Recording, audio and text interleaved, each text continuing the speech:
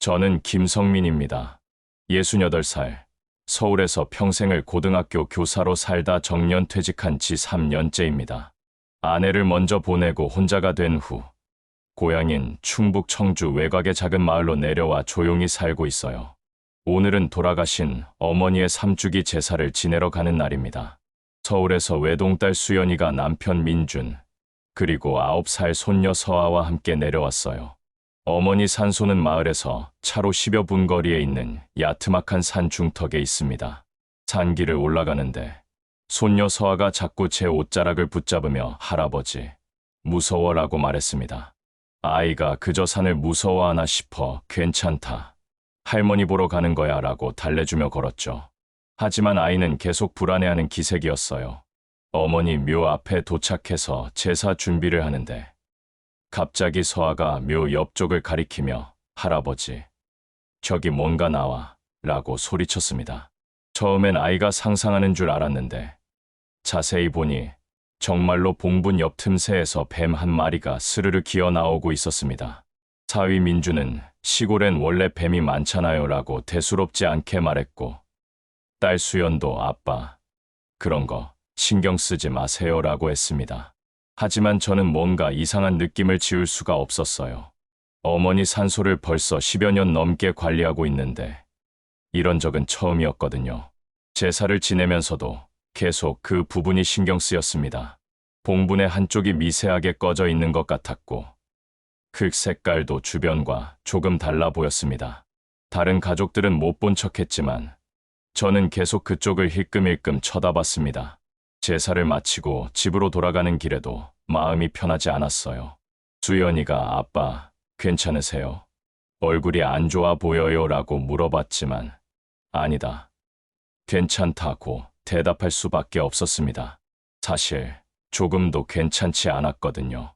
그날 밤 집에 혼자 있으면서 계속 생각해봤습니다. 어머니가 돌아가신 지 벌써 3년이 지났는데 왜 갑자기 이런 일이 생긴 걸까요? 뱀이 나온다는 건 땅 속에 뭔가 변화가 있다는 뜻일 수도 있겠다는 생각이 들었어요. 밤늦게까지 잠이 오지 않았습니다. 자꾸만 어머니 묘 옆에서 기어 나오던 뱀의 모습, 그리고 미세하게 기울어져 있던 봉분의 모습이 머릿속에 맴돌았습니다. 다음 날 아침 일찍 일어나 결심했습니다. 혼자라도 다시 산소에 가서 자세히 살펴봐야겠다고 말이에요. 뭔가 이상한 일이 일어나고 있다는 직감이 계속 들었거든요. 어머니가 무언가 말씀하려고 하시는 것 같았습니다. 가족들에게는 말하지 않기로 했어요. 괜히 걱정만 끼쳐드릴 것 같아서요. 하지만 저는 알아야겠다고 생각했습니다. 우리 어머니 무덤에 도대체 무슨 일이 일어나고 있는 건지 말이에요. 다음 날 오전, 저는 혼자 다시 산에 올랐습니다. 이번에는 호미와 손전등을 챙겨갔어요. 정확히 무엇을 찾고 있는지는 몰랐지만 뭔가 단서가 있을 거라는 생각이 들었거든요. 어머니 묘에 도착하자마자 어제 뱀이 나왔던 자리를 자세히 살펴봤습니다. 봉분 옆쪽 흙이 다른 부분보다 색깔이 다르고 단단하게 다져지지 않은 상태였어요. 마치 누군가 최근에 흙을 다시 덮어놓은 것 같았습니다. 호미로 조심스럽게 흙을 걷어내기 시작했어요. 깊이 파들어가지는 않고 표면만 살살 긁어보는 정도였습니다. 그런데 정말로 흙이 제대로 다져지지 않은 상태였어요. 이상했습니다. 갑자기 또 뱀 한 마리가 나타났습니다. 어제 본 것과 같은 종류인 것 같았어요. 뱀은 저를 보고도 놀라지 않고 천천히 봉분 주변을 돌더니 다시 흙 틈새로 들어갔습니다. 뭔가가 그 자리에 익숙해져 있는 것 같았어요. 더 자세히 관찰해보니 봉분 전체가 미세하게 기울어져 있었습니다. 원래 어머니 묘는 반듯하게 만들어졌었는데 지금은 한쪽으로 살짝 기울어진 상태였어요. 이건 분명히 정상적인 상황이 아니었습니다. 마음속으로 어머니, 무슨 일이세요? 라고 중얼거렸습니다. 돌아가신 분께 이런 말씀을 드리는 게 우스울 수도 있지만 정말로 어머니가 뭔가 말씀하고 계신 것 같았어요. 이 상황이 우연일 리가 없다고 생각했습니다. 산에서 내려와 바로 동사무소에 전화를 걸었어요. 담당 공무원에게 상황을 설명하고 묘지 상태 조사를 요청했습니다. 처음에는 그런 경우는 흔하지 않다고 하더니 제가 계속 설명하자 한번 나가서 확인해 보겠다고 했어요. 이틀 후 동사무소 직원과 함께 다시 산소에 갔습니다. 직원도 저와 같은 의견이었어요. 이건 정상적인 상태가 아닙니다. 이장 절차를 밟아보시는 게 좋겠어요 라고 말했습니다. 이장이라는 말을 듣는 순간 가슴이 철렁했어요. 어머니를 다시 옮겨 모신다는 게 쉬운 일이 아니거든요. 하지만 이 상태로 둘 수는 없을 것 같았습니다. 뭔가 잘못된 일이 일어나고 있다는 확신이 들었어요. 집으로 돌아와서 딸 수연에게 전화를 걸었습니다. 수연아, 할머니 산소 상태가 이상해서 이장을 해야 할 것 같다고 말했더니 수연이는 깜짝 놀라며 아빠, 무슨 일이세요? 라고 물어봤어요. 상황을 자세히 설명해 주자 수연도 심각하게 받아들였습니다. 그럼 빨리 이장 절차를 밟아요. 할머니가 편하지 못하시면 안 되잖아요 라고 말했어요. 다행히 딸이 이해해줘서 마음이 조금 놓였습니다. 이장 날짜를 잡기 위해 여러 곳에 연락을 했어요. 장의사, 이장 전문 업체, 새로운 묘지 자리까지 알아봐야 했습니다. 하지만 그 모든 준비 과정에서도 계속 마음 한구석이 불안했어요.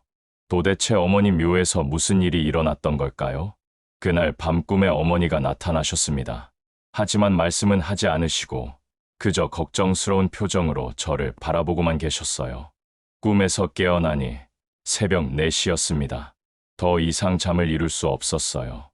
이장 당일이 되었습니다. 딸 수연과 사위 민준만 함께 왔어요. 다른 친척들은 괜히 돈만 든다며 참석하지 않았습니다. 하지만 저는 상관없었어요. 어머니를 위한 일이라면 혼자서라도 해야 한다고 생각했거든요.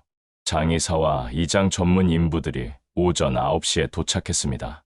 경험이 많아 보이는 사장이 묘를 한번 둘러보더니 이거 뭔가 이상하네요 라고 중얼거렸어요. 저는 어떤 게 이상한가요? 라고 물어봤습니다. 봉분이 이렇게 기울어진 건 땅 속에 뭔가 있을 때예요. 보통은 관이 썩거나 무너져서 그런 건데 3년밖에 안 됐으니까 그럴 리는 없고 라고 사장이 말했습니다. 뭔가가 심상치 않다는 뜻이었어요. 작업을 시작하기 전에 간단히 고사를 지냈습니다. 어머니께 양해를 구하고 새로운 곳에서 편안히 쉬시라고 기도했어요. 수연도 눈물을 글썽이며 함께 절을 했습니다. 드디어 봉분을 파기 시작했어요. 처음에는 조심스럽게 삽질을 하던 인부들이 어느 순간 갑자기 멈췄습니다. 사장님, 이거 좀 이상한데요 라고 말하더군요. 저는 가슴이 쿵쾅거리기 시작했어요. 사장이 직접 내려가서 확인해 보더니 얼굴이 굳어졌습니다. 이거 관이 2개예요. 위아래로 겹쳐져 있어요 라고 말했습니다. 그 순간 저는 머리가 하얘졌어요. 도대체 무슨 말인지 이해할 수 없었거든요. 2개라니 무슨 소리예요? 라고 물어봤더니 사장이 이건 첩장이라고 하는 건데 한 자리에 2분을 모신 거예요. 그런데 이건 불법입니다 라고 설명했어요. 제 다리에 힘이 빠졌습니다. 수연이 아빠, 그럼 할머니 위에 다른 분이 계시다는 뜻이에요? 라고 물어봤어요. 저는 고개를 끄덕일 수밖에 없었습니다. 상상도 못했던 일이 벌어진 거였어요. 인부들이 더 자세히 파보니 정말로 관이 2개였습니다. 위쪽 관은 어머니 관보다 작고 오래된 것 같았어요. 그리고 위쪽 관에는 어떤 표시나 명패도 없었습니다. 누구인지 알 수 없는 상태였어요. 사장이 이런 경우는 처음 봅니다. 누군가 몰래 다른 분을 얹어서 묻은 거예요. 이건 명백한 불법 매장입니다 라고 말했습니다. 저는 그 자리에서 주저앉고 싶었어요.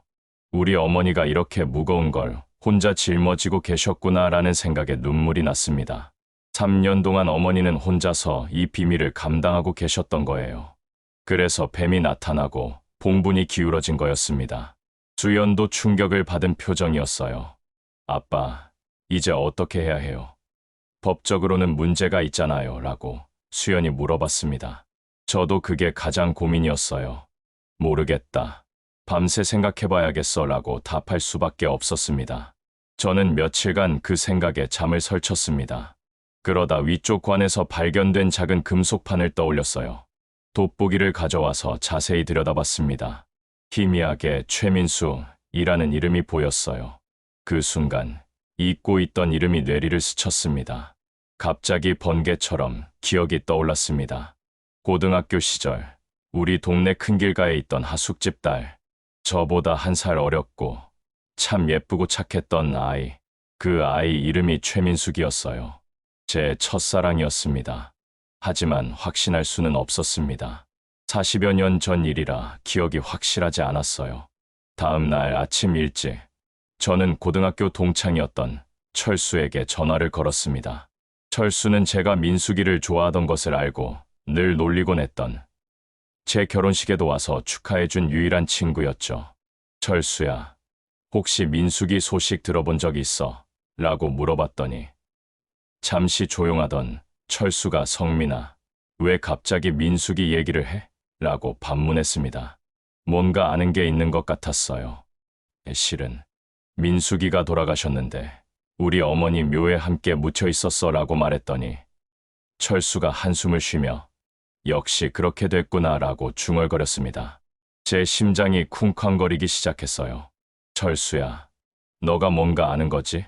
솔직히 말해줘라고 다그쳤더니 철수는 고백했습니다. 성민아, 사실은 내가 민숙이 장례를 치러줬어. 민숙이가 마지막에 너한테 미안하다고, 그리고 외롭게 죽고 싶지 않다고 해서. 철수의 설명을 들어보니 이런 상황이었어요. 민숙이는 몇 달 전부터 요양원에서 철수와 연락을 주고받았다고 했습니다. 옛 동네 사람들을 그리워하면서 철수를 찾게 됐다는 거였어요. 민숙이가 너를 평생 그리워했어. 결혼도 안 하고 혼자 살았다고 하더라. 그러면서 죽으면 너 어머니 묘 근처에 묻어달라고 부탁했어. 너무 간절하게 부탁해서 내가 그렇게 해준 거야. 철수의 말을 듣는 순간 눈물이 쏟아졌습니다. 민숙이가 평생 저를 기다리며 혼자 살았다는 것도, 마지막에도 저를 그리워했다는 것도 너무 가슴 아팠어요. 그리고 죽어서까지 외롭고 싶지 않았던 마음도 이해가 됐습니다. 그날 밤 잠자리에 들기 전에 아내 영정 사진과 오래 이야기했어요. 여보, 나는 어떻게 해야 할까? 민숙이를 고발해야 할까? 아니면 그냥 조용히 넘어가야 할까? 아내는 여전히 따뜻한 미소로 저를 바라보고 있었습니다. 어머니 영정 사진도 꺼내서 나란히 놓고 물어봤어요. 어머니라면 어떻게 하셨을까요? 민숙이가 어머니 곁에 있는 걸 싫어하실까요? 아니면 이해해 주실까요? 어머니도 자상한 표정으로 저를 내려다보고 계셨어요. 새벽까지 잠을 이룰 수 없었습니다. 계속 생각해봐도 답이 나오지 않았어요. 법적으로는 신고해야 맞지만 인간적으로는 민숙이를 이해할 수 있었거든요. 평생 외롭게 산 사람이 죽어서까지 외롭고 싶지 않았던 마음 말이에요. 다음 날 아침 다시 장례식장에 갔습니다. 어머니와 민숙이의 관이 나란히 놓여 있는 걸 보니 마음이 복잡했어요. 어머니는 민숙이를 어떻게 생각하고 계실까요? 부담스러워하실까? 아니면 외로운 사람을 위로해주고 계실까요? 관리소장이 가족들 결정은 어떻게 내리셨어요? 경찰에 신고하실 건가요? 라고 물어봤습니다. 아직 결정하지 못했다고 답했어요. 조금만 더 시간을 주세요 라고 부탁했습니다. 점심때 철수가 찾아왔습니다. 얼굴이 많이 상해 있었어요. 성민아, 내가 잘못했어. 너한테 미리 말했어야 했는데. 경찰에 신고할 거면 내가 모든 걸 책임질게 라고 말했습니다. 철수야, 너를 원망하지 않아. 오히려 고마워. 민숙이의 마지막 소원을 들어줘서 라고 말했어요. 정말로 철수를 원망하지 않았습니다. 오히려 민숙이를 도와준 것에 대해 감사한 마음이 들었어요. 그럼 어떻게 할 거야? 라고 철수가 물어봤습니다. 저는 잠시 생각한 후 민숙이를 따로 모셔드리자. 어머니, 곁이 아니라 다른 곳에, 하지만 외롭지 않은 곳에 라고 답했어요. 철수의 얼굴이 밝아졌습니다. 그게 좋겠어. 민숙이도 그걸 원할 것 같아. 함께 있고 싶어 했지만 너희 가족에게 부담을 주고 싶어 하지는 않았을 거야 라고 말했습니다. 며칠 후 저는 어머니 산소 근처에 민숙이를 위한 새로운 자리를 마련했습니다. 어머니 묘에서 100m 정도 떨어진 작은 언덕이었어요. 햇살이 잘 들고 바람이 시원한 좋은 자리였습니다. 민숙이의 이장은 조용히 진행했어요. 가족은 저와 수염만 참석했고 철수도 함께 와서 마지막 인사를 드렸습니다. 묘비는 세우지 않기로 했어요. 대신 작은 돌에 민숙이라고만 새겨서 놓았습니다. 간단한 고사를 지내면서 민숙이에게 말했어요. 민숙아, 미안해. 살아생전에 너를 제대로 챙겨주지 못해서. 하지만 이제는 외롭지 않을 거야. 여기서 편안히 쉬어라고 속삭였습니다.